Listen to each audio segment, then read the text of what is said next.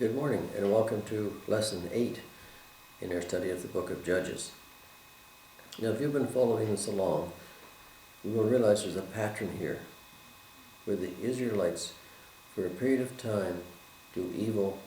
They disobey God's word. They fall into a situation where God relatively leaves them alone. They fall under the hands of another enemy. Then they cry out to God. He sends someone to save them, someone called a judge. You have seen 3 or 4 of these in the past already, who brings them back to where they should be, defeats their enemies, and as long as this judge is alive, they tend to follow him and to follow the word of the Lord. Once this judge dies, then they go back to their old ways, and the series repeats itself over again. So now we're into the story of Gideon and his approach by God to be a judge. Now Gideon, if you have followed the first part of this chapter 6, you'll see that Gideon was not a very brave or a very powerful man. He was pressing the wheat in a wine press. He was threshing the wheat in a wine press to avoid the Midianites. He was hiding from them. And he also, when he was first approached by the Lord to be a judge, to lead the Israelites against the Midianites, he said, I'm weak, I'm of a weak tribe, and I'm one of the least of the tribe. So he really balked at the idea of being a leader of Israel. But over the past few verses, we've seen how he changed. And he did rally the people of Israel to come against the Midianites. And he was told on a number of occasions by God that God would lead him and that God would be with him. In verse 16 of chapter 6, verse 11 of chapter 6, he said, "Surely I will be with you, and you shall defeat the Midianites as one man." And then he said, just before that, he said, "Have I not sent you?" So Gideon did develop a degree of courage, and he rallied some of the Hebrew people, the Israelite people, and they were now coming to face the Midians. And when we get into the last part of chapter 6, the Midianites and the Amalekites and the people of the east gathered in one area in the valley of Jezreel, and the armies that Gideon had mustered were on the heights above these people. And obviously the courage of Gideon had improved to the degree that he was now ready to lead these people, but he still had questions. And we see where in the last part of chapter 6, starting at verse 36, that Gideon now tests God. He says that he does not know his will. So Gideon said to God, "If you will save Israel by my hand, as you have said." Now God already said that he would, but now Gideon is questioning him again. He said, "If you have said, I will want to test you." Now, it says that in Matthew 4, verse 7, that you shall not tempt or test the Lord your God. What God says should be accepted. But Gideon said, "I want to test you. I will put a fleece of wool on the threshing floor, and if there is dew in the fleece only, and it is dry in all the ground, then I shall know that you will save Israel by my hand, as you have said." He again repeats that he already knows what God had said. He already knows God's will for what he was to do, but he's still testing God. Now the idea was that the fleece would be on the threshing room floor. It would become wet overnight from the dew, but the ground or the floor itself would be dry. Now, this was the idea. So God apparently went along with this. And it was so. When he arose early the next morning and squeezed the fleece together, he wrung the dew out of the fleece a bowl full of water. So the fleece was wet, the ground was apparently dry. This should have proved to Gideon what God had said. It says in Ephesians 5:17, "Do not be unaware, but understand what the will of God, what the will of the Lord is." Gideon should know by now what the will of the Lord was. The Lord said he would be with him. The Lord said he would go with him, that he would be available, that he would be sent that he would send Gideon. Now he had shown in this test that Gideon had asked God to do, that what he had said was true. The fleece was wet, the ground was dry. That should have settled it. But Gideon was still not satisfied. He proposed a second test. So he said, then Gideon said to God, "Do not be angry with me, but let me speak just one more. Let me test, I pray, just one more time with the fleece." He was concerned that because fleece tends to draw moisture, that it was doing this by a natural way, that it was becoming wet when the rest of the ground was dry. So he said, let me test you again. One more time. Let it now be dry only on the fleece, but on all the ground let there be dew. And so God did this again. God did that night.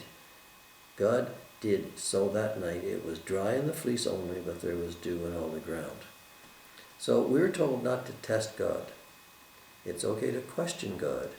It's okay to ask in a way that we want some type of proof, some type of sign, some type of meaning that is actually God speaking. But we already know God's will. And to throw out a challenge to God is not really right. It says, do not test the Lord your God. But Gideon did this twice. And God in his mercy availed Gideon of his grace and did what Gideon asked. This throwing out the fleece is something that we all tend to do. We all make bargains with God. If you show me this, if you do this, then I will do something for you. It's as if we have the control of the situation. Many times when someone is sick or injured or in a desperate situation, the cry goes out, God, please do this and I'll do something for you. It's a bargain, and this doesn't always work, although sometimes God acquiesces to our request, but this is not really the way that it should work. And this is not the way that it should work here. But Gideon was throwing out the fleece, as he says, throwing out this challenge, this test to God. You do this, and I will believe you. Then you do this a second time, and I will believe you.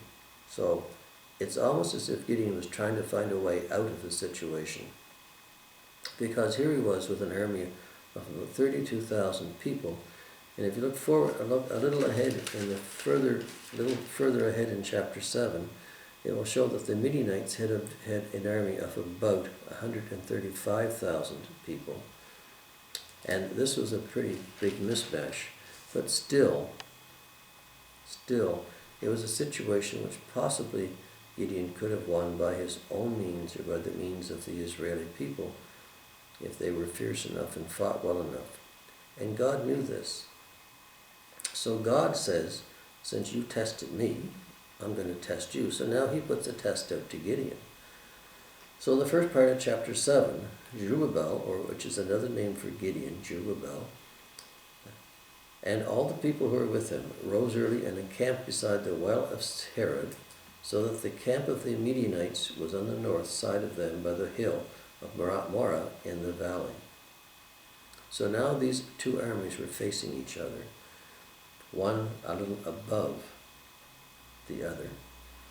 And the people of Gideon's army could see the vast number of Midianites and their weaponry in the valley below. And the Lord said to Gideon, the people who are with you are too many for me to give the Midianites into their hands, lest Israel claim glory for itself against me. In other words, he felt that the number of Hebrew Israelite soldiers were still enough that they could actually potentially defeat the Midianites and claim the victory for themselves, and not believing that God was behind it all. So he says, there are too many of you to give the Midianites into their hands, for me to give the Midianites into your hands, because you may claim victory for yourself and not acknowledge me. He says, my own hand has saved me. Therefore proclaim in the hearing of the people, whoever is fearful and afraid, let him turn and depart at once from Mount Gilead. Those who were fearful of the fight, who didn't want to fight, were then allowed to go home. And this follows what is said in Deuteronomy 20, verse 8, where it says, what man is there who is fearful and faint-hearted? Let him go and return to his house, lest the heart of his brothers faint like his heart. In other words, if the fear of some people may encompass and develop into the fear of them all. So God is saying, let those who fear, let those who are afraid to fight, go back to their home. And 22,000 of the people returned, leaving Gideon now with an army of 10,000. Now the odds are much worse for Gideon's side. But the Lord said to Gideon again, the people are still too many. Bring them down to the water, and I will test them for you there. So you see, now God is testing Gideon and the people. Gideon tested God, now God is testing Gideon and his people. And he says, this one shall, then it will be, that of whom I say to you, these shall go. This one shall go with you. The same shall go with you, and of whomsoever I say to you, this one shall not go with you, the same shall not go. So God was going to make a test whereby he chose which people would go with Gideon to fight the Midianites, which ones would not.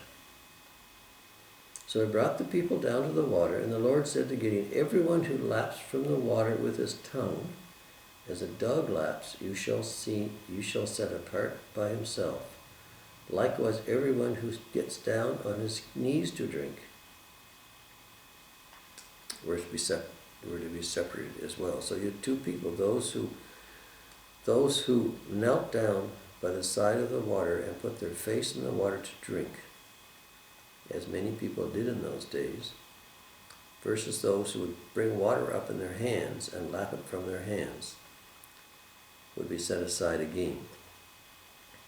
So you have these two groups of people. And it says that most people who were there, and the number of those who lapped, putting their hand to their mouth, was 300 men. All the rest, 9,700 people, got down on their knees to drink water. This is a strange test, but most people say this was because those who brought the water into their hands up to their mouth to drink, the 300, were still alert and still able to look around for any enemies that could be there, were still somewhat aware and ready to fight, whereas those who actually knelt down, put their weapons aside, put their face right in the water to drink, were helpless at that particular time. And this separated those two groups of people, those who remained ready to fight if necessary, those who were vulnerable and incapacitated at that particular time.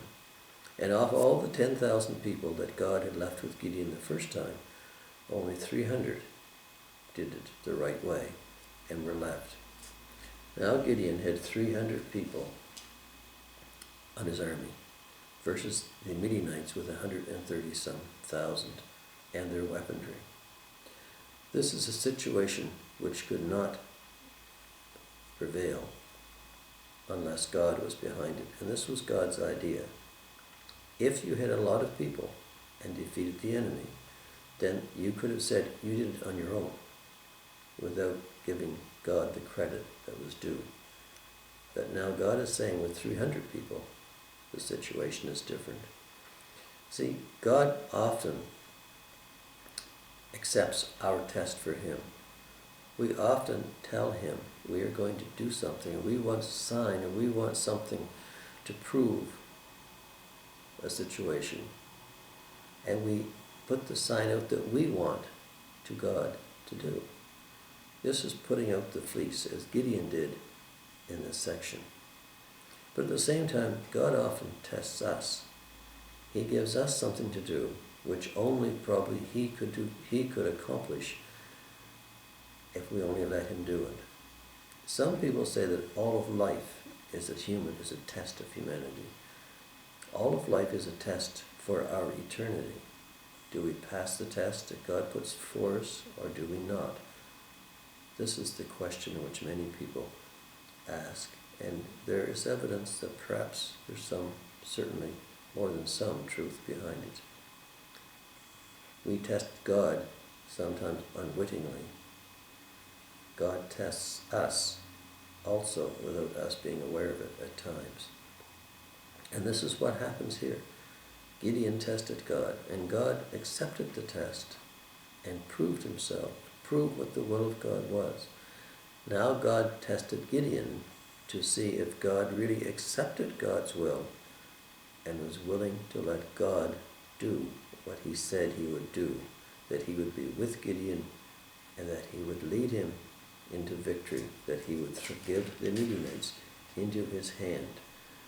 As he said back in the earlier part of chapter 6, surely I will be with you, and you shall defeat the Midianites as one man. He has 300 men with him. 300 men against 130,000 is not much more than one man. So God said he would be with him. He's passed the test that Gideon gave to him. Now we'll have to see if Gideon will pass the test that God has arranged for Gideon. And that's going to come up in the next part, in the next lesson, in the next part of chapter 7. We'll do that next week. I hope you'll join me. Thanks for watching, and bye for now.